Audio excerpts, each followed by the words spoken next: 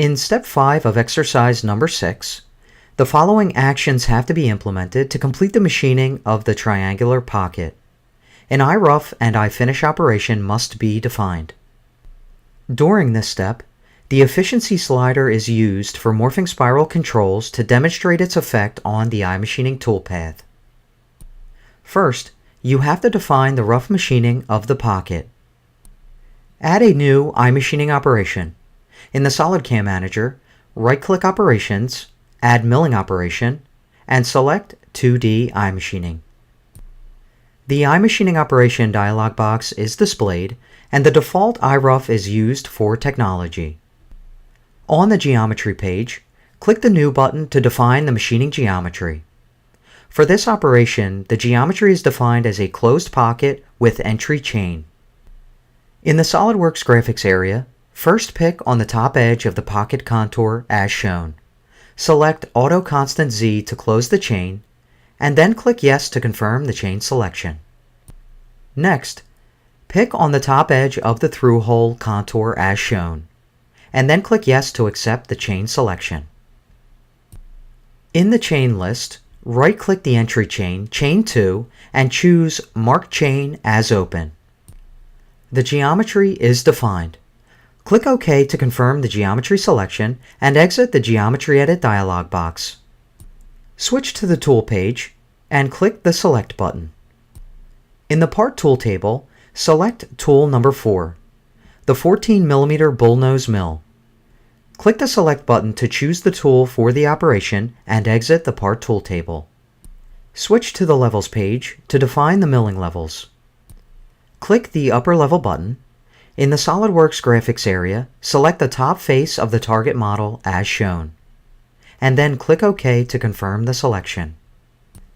Next, click the Pocket Depth button and select the lower face of the pocket as shown. Click OK to confirm the selection. On the Technology Wizard page, the default cutting conditions are used with a machining level aggressiveness of 6. Switch to the Technology page. By default, a 0.24mm allowance will be left on the walls. In the Morphing Spiral Controls area, there is a slider called Efficiency.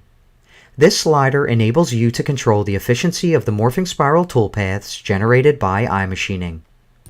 For the purpose of this exercise, reduce the efficiency slider to level 1. Name the operation iRough Pocket.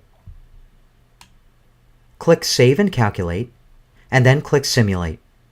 Click the Play button to view the iMachining toolpath.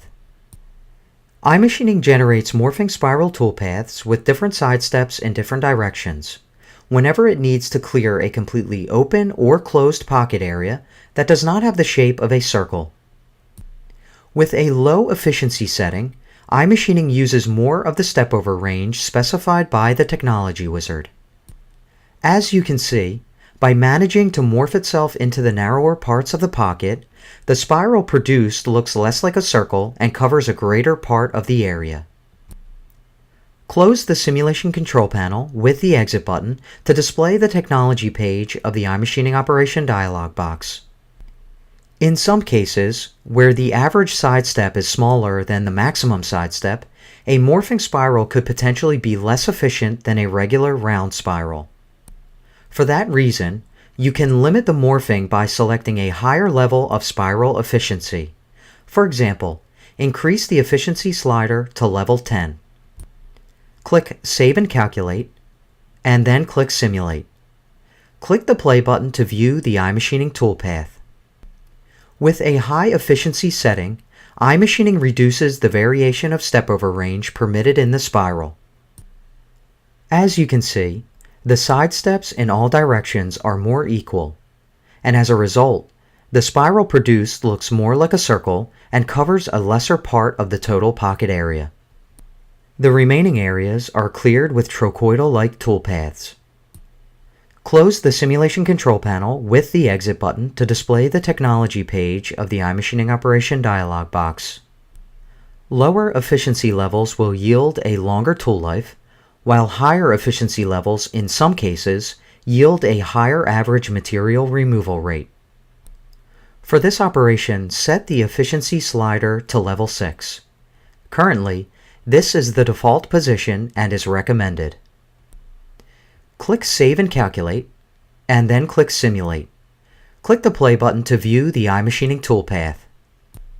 The tool feeds down and performs the morphing spiral toolpath to the outer walls of the pocket with an efficiency level of 6. Close the Simulation Control Panel with the Exit button to display the iMachining Operation dialog box. To perform the finish machining of the pocket, you have to define an iFinish operation.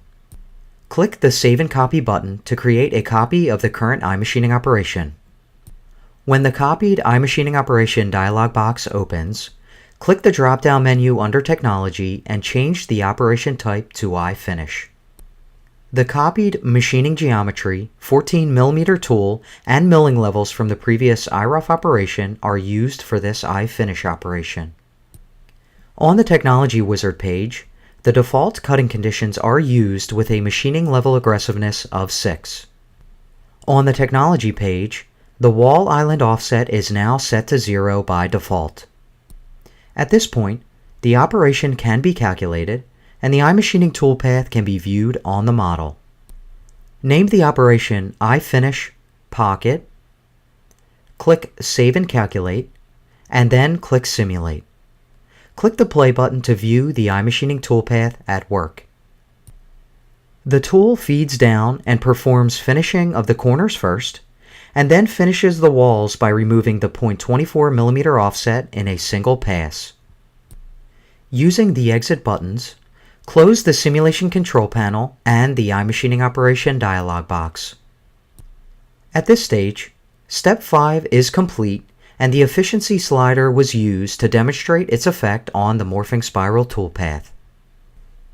If you have not followed along, apply and practice the procedure shown in this video to define the rough and finish machining of the triangular pocket.